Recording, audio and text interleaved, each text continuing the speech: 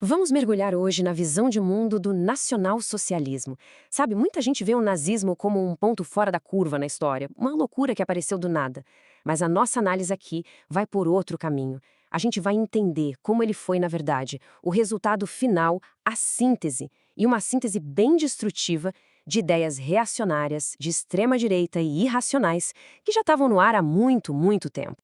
Para a gente entender isso, vamos quebrar a coisa toda em 6 partes. Primeiro, vamos pegar essa ideia de que o nazismo foi uma síntese. Depois, a gente vai explorar o solo fértil da história alemã que deixou essa semente brotar. Aí, vamos analisar o irracionalismo, que era o clima filosófico da época, e como a ideia de raça foi usada como uma arma, de forma totalmente cínica. Na sequência, vamos ver como essa teoria toda virou prática, uma prática de despotismo brutal. E por fim, a gente reflete sobre o que foi, no fim das contas, a derrota da razão.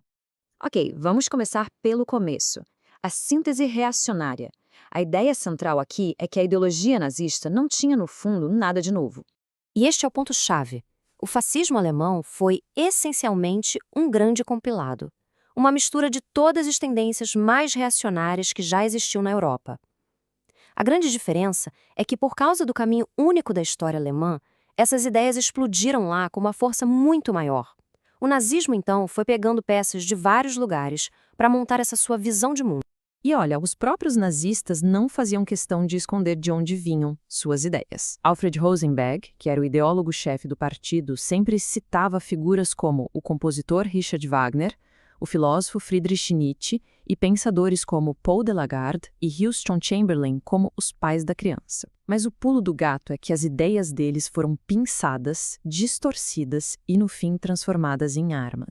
Só que, para essas ideias malucas realmente pegarem, era preciso um solo fértil. E que solo foi esse? Foi um processo longo, doloroso, que a gente pode chamar de a miséria histórica alemã. Pensa só, a Alemanha teve um caminho bem tortuoso para virar uma nação, uma guerra antiga que devastou o país, uma unificação que veio de cima para baixo, na base da força militar, sem uma revolução democrática de verdade. E aí, mais recentemente, a humilhação do Tratado de Versalhes e o desespero da crise econômica. O resultado foi uma cultura política cheia de ressentimento, um prato cheio para ideologias nacionalistas e antidemocráticas. E o mais impressionante é que os pensadores alemães da época pegaram esse atraso político todo e transformaram numa suposta virtude.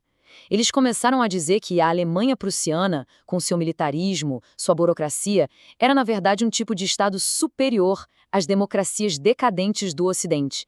Eles basicamente glorificaram o próprio atraso. E para botar mais lenha nessa fogueira política, tinha todo um clima filosófico no ar. A ascensão do irracionalismo. Para a gente sacar a mentalidade nazista, a gente precisa entender essa palavra.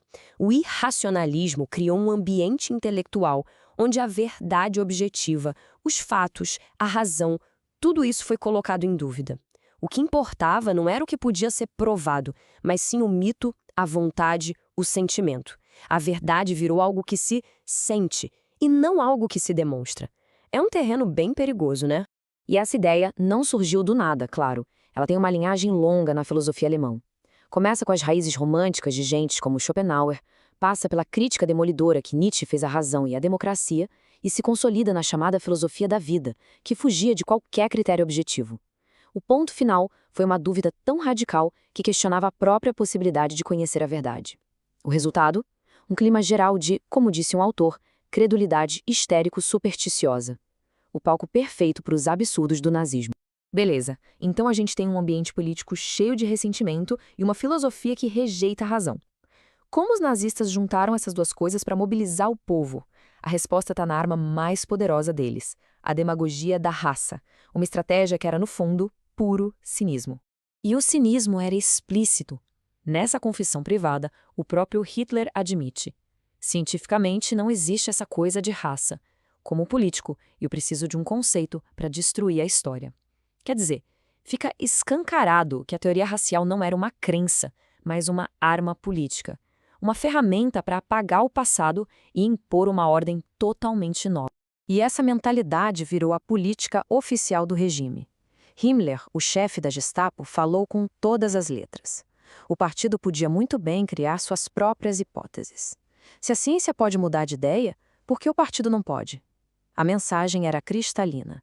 A verdade objetiva não importa. O que importa é se as ideias fortalecem o povo, claro, nos termos que o próprio regime definiu.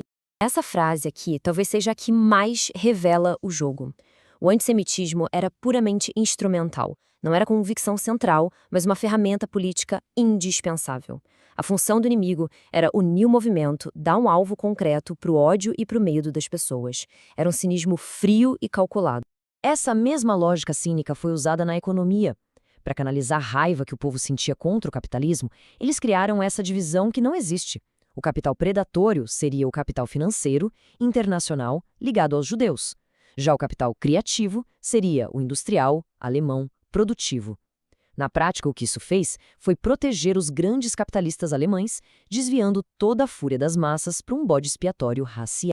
Certo. Então, como uma ideologia tão cínica se transforma na prática em um sistema de terror que controla tudo e todos?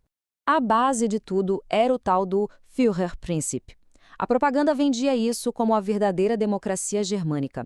Mas, na realidade, era só uma versão atualizada do absolutismo militar da Prússia. Era a institucionalização da obediência cega, desde o soldado mais baixo até o topo da pirâmide.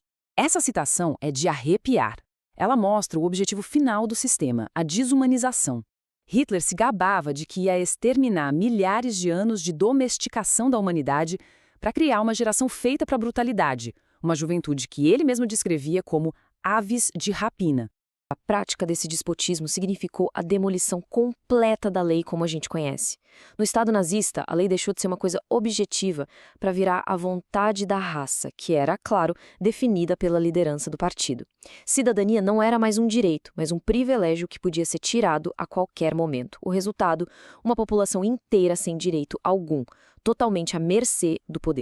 Bom, um sistema construído sobre a mentira, sobre a rejeição total da realidade, simplesmente não podia durar. O seu fim era inevitável, e ele veio num confronto contra um mundo que, mesmo com todos os seus problemas, ainda se baseava em princípios totalmente opostos. A queda de 1945 foi muito mais do que uma derrota militar. Foi o fracasso histórico de um sistema construído numa base nihilista, cínica. O irracionalismo, quando levado às últimas consequências na prática, se autodestruiu no momento em que deu de cara com a realidade. E isso tudo nos traz para uma questão muito atual. O irracionalismo não morreu junto com o Terceiro Reich.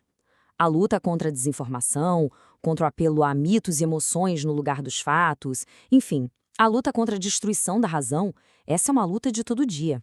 Para terminar, fica essa citação profunda de Thomas Mann. Ele sugere que a cura cultural de uma nação, e quem sabe a nossa também, exige uma reconciliação. A reconciliação entre as tradições intelectuais revolucionárias, que o Marx representa, e a herança clássica, poética, que o Hölderlin representa. É um chamado para uma nova síntese, mas não de destruição. Uma síntese de razão e espírito para a gente conseguir construir um futuro que seja de fato humano.